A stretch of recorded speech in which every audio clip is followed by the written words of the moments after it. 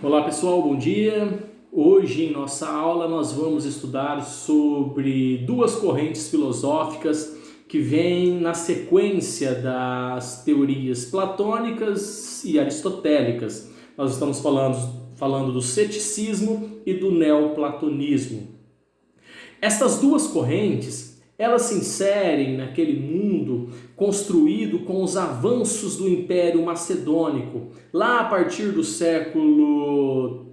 finais do século IV, início do século III a.C., nós temos ali uma grande fusão de correntes, uma grande fusão de conhecimento, quando as tropas lideradas por Alexandre o Grande dominavam algumas regiões e assimilavam o que de mais positivo havia nessas regiões, né?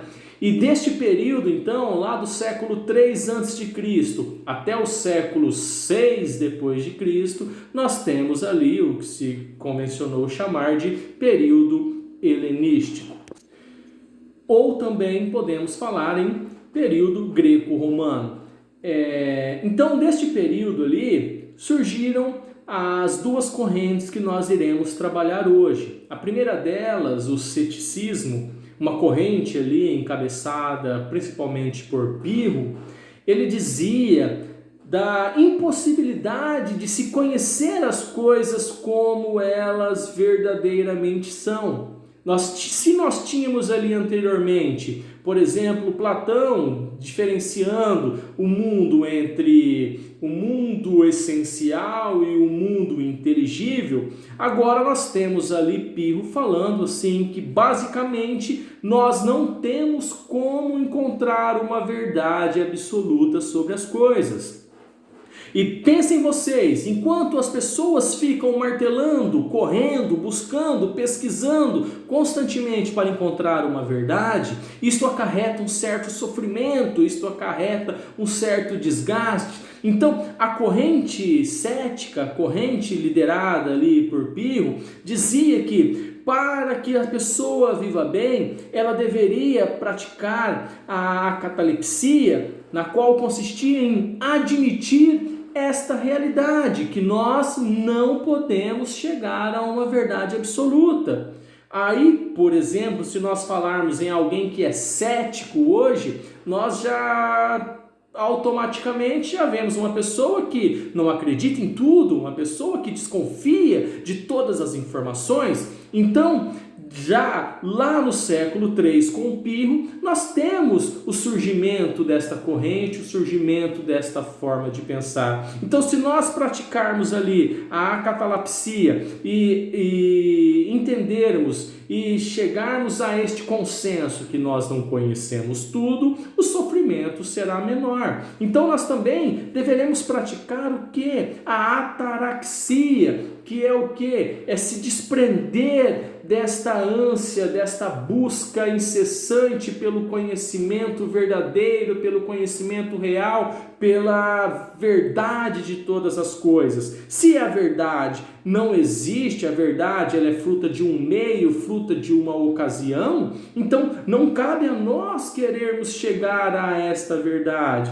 Cabe sim ao sujeito viver o momento, viver de acordo com as regras que são estabelecidas naquele momento, porém, em momento algum ficar questionando se isto é real, se isto é verdadeiro, se isto é absoluto, porque afinal de contas, de acordo com os céticos, a verdade absoluta, ela não existe e é sofrimento tentar procurá-la a todo momento. Pratiquemos a ataraxia e vivenciamos o nosso meio como ele nos é dado, como ele é criado naquele momento. Beleza? A outra corrente que eu mencionei aqui, a corrente do neoplatonismo, o próprio nome já diz, né? Um novo platonismo, ele é uma corrente ali onde um dos principais expoentes é a figura de Plotino. E nós já temos ali a entrada do cristianismo, o cristianismo chegando ali no período terceiro depois de Cristo e tentando fazer morada dentro do pensamento racional filosófico advindo dos gregos. Então, Plotino fazendo uma mescla do pensamento cristão com o pensamento platônico, ele vai colocar ali, continuar defendendo a ideia daquele mundo sensível e o mundo inteligível que Platão criou. Porém, ele vai acrescentar um mundo extra ali que ele vai denominar de uno. É aonde está o Criador, é aonde está a figura que impulsiona o desenvolvimento de tudo que está aí no mundo, de tudo o que nos cerca, de tudo que respira, de tudo que vive, de tudo que existe, né? E como uma espécie de luz, o Uno, ele propaga esta luz pelo mundo.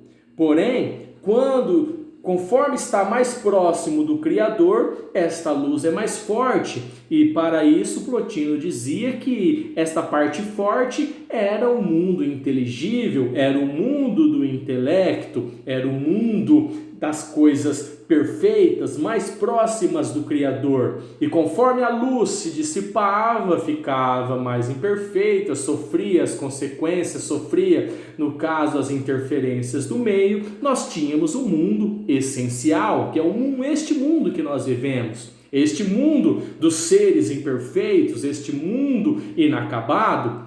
Então, assimilando as ideias de Platão, Plotino acrescenta a figura do Criador, que se diferencia do mundo inteligível, do mundo do intelecto e do mundo essencial. Porém, as pessoas, os entes que vivem neste mundo essencial, poderiam fazer algumas coisas, fazer algumas atividades para se aproximar do uno, porque o intelecto ele já tem dentro de si. Bastava então praticar um ato de contemplação, um ato de abdicar das coisas mundanas, abdicar no caso das imperfeições do mundo e tentar se voltar, meditar e tentar contemplar o mundo inteligível e para desta forma chegar mais perto da fonte que emana toda a luz da criação e chegar mais perto do uno.